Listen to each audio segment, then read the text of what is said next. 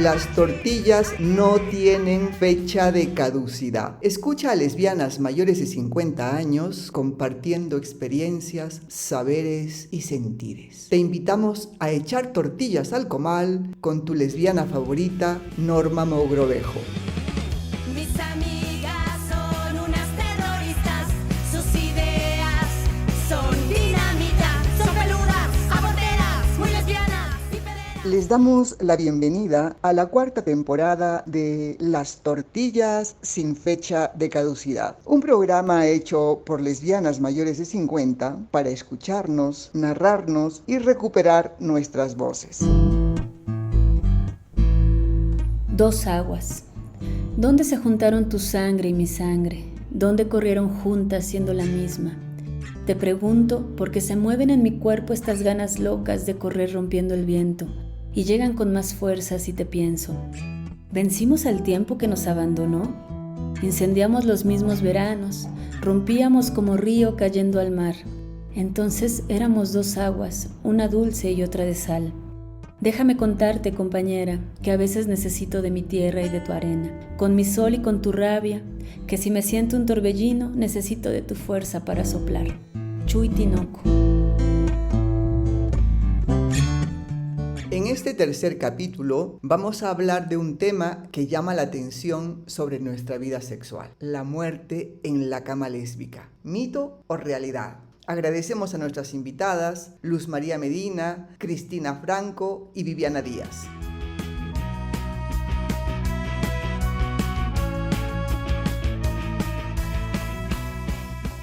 Quisiéramos abordar el tema de la sexualidad lésbica en parejas de larga convivencia. ¿Se mantiene el erotismo y el placer sexual de la misma manera que al inicio de la relación?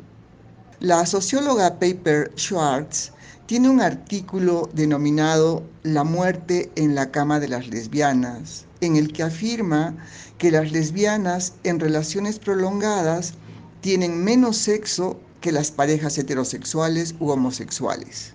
¿Esta afirmación es un mito o una realidad? ¿Qué creen ustedes, compañeras?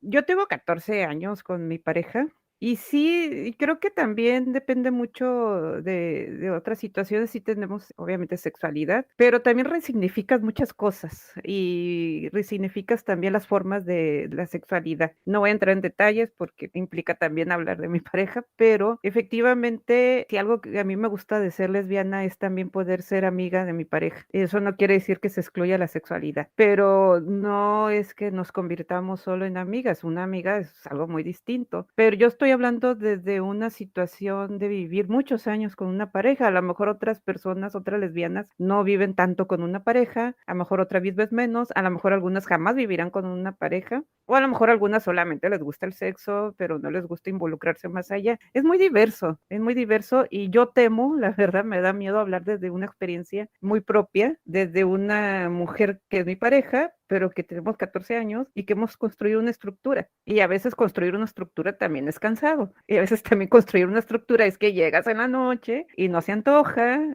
y a veces pasa una semana, y a veces pasa todo un fin de semana que sí, ¿me explico? No sé, es hablar de la sexualidad entre dos personas o entre varias personas en consenso, híjole, no sé. Gracias, Gracias. Cris. Luzma. Tengo entendido que este concepto de muerte en la cama lésbica es de una socióloga, ¿no? De una sexóloga, Piper Schwartz. Es mujer. Ella lo acuñó en los años 80, en 1983, algo así. O sea, ella tiene prácticamente 40 años de que ella hizo un estudio en donde llegaba a esas conclusiones de que las parejas lésbicas después de muchos años llegan a no tener sexo o relaciones sexuales. Pero por supuesto que es un mito, es una falsedad total. ¿Por qué el término? O sea, a eso me refiero. No que sea una falsedad que llegara a esa posibilidad, sino el estudio está totalmente sesgado porque lo hace solo en parejas lésbicas. El caso es que, pues tal vez si hubiera tenido un grupo control de parejas heterosexuales, se podrían derivar muchas otras conclusiones. Además, si consideraba que las relaciones sexuales completas solo eran las que terminaban en coito, entonces, bueno, desde ese punto de vista, a lo mejor no consideraba que tener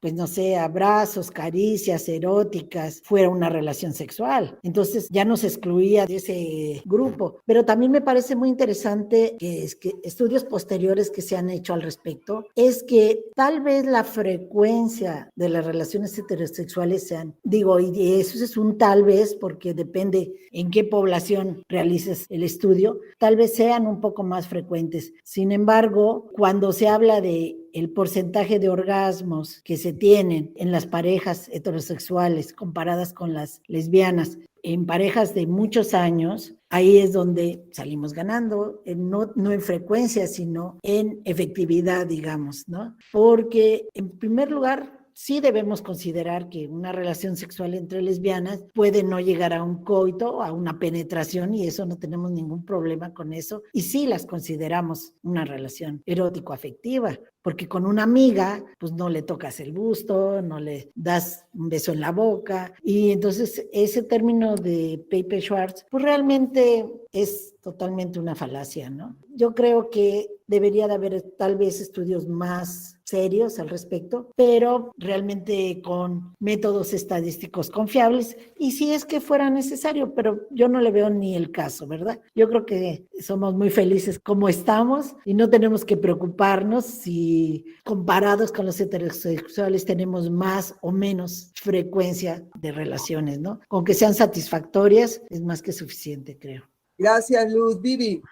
Nada, no, súper de acuerdo con la compañera que además manejaba mucha información del estudio en sí mismo, que eso igual es importante. Lo que me da, o sea, cuando escuché eso, que lo había escuchado antes, pero muy superficialmente, ahora que lo escuché de nuevo, lo primero que pensé fue como ya, pero ¿qué considera que son relaciones sexuales? Que fue lo que dijo la compañera recién, porque ahí sabemos que una mente heterosexual se imagina una pura cosa y una mente lésbica se imagina miles de cosas diferentes. Eso por un lado. Y lo otro es que pienso que si fuera cierto, tampoco, ¿qué importa? O sea, como, ¿a quién le importa tanto las relaciones sexuales como esa compulsión sexual? ¿Nos importa realmente a las lesbianas? ¿O es una exigencia también desde la heterosexualidad? En que los hombres consideran que como necesitan, como que lo consideran como si fuera una necesidad biológica el tener relaciones sexuales y que la mujer tiene que estar disponible y en fin, todo eso, que es algo que no nos pasa a las lesbianas, porque no vivimos de esa manera la sexualidad como una servidumbre hacia una otra, no la vivimos de ese modo, la vivimos de una manera mucho más horizontal. Entonces ya es suficientemente placentero decir, no le dediqué mi vida a un hueón, acá, se la dediqué a esta mujer hermosa, maravillosa, y qué importa si finalmente nos metemos la mano o no nos metemos la mano, si al final estamos solo con nuestra pura existencia planteando una posibilidad de libertad que es súper linda. ¿Sí? Entonces, como que creo que también de dónde viene esa exigencia, igual es una... Y qué es lo que considera también las posibilidades del placer, también son súper más amplias. Quizás llega un momento en que no necesitas tantas cosas para sentirte feliz. Gracias, Cris, Vivi y Luzma. Gracias, compañeras. Efectivamente, la sexualidad lésbica no puede ser comparable con otras sexualidades porque es diferente. La sexualidad heterosexual y homosexual son sexualidades masculinas que están en función principalmente del placer masculino.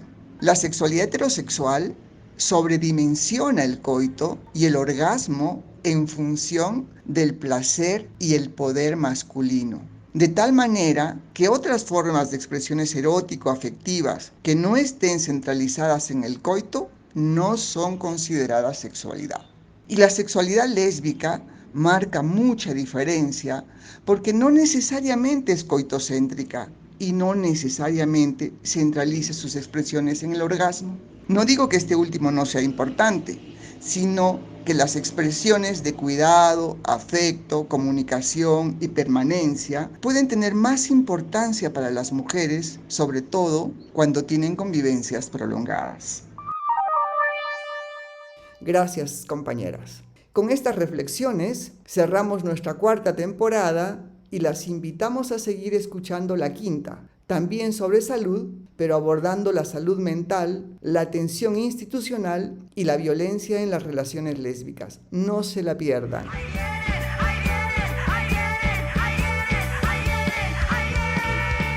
Las tortillas no tienen fecha de caducidad. Te invitamos a echar tortillas al comal con tu lesbiana favorita, Norma Mogrovejo.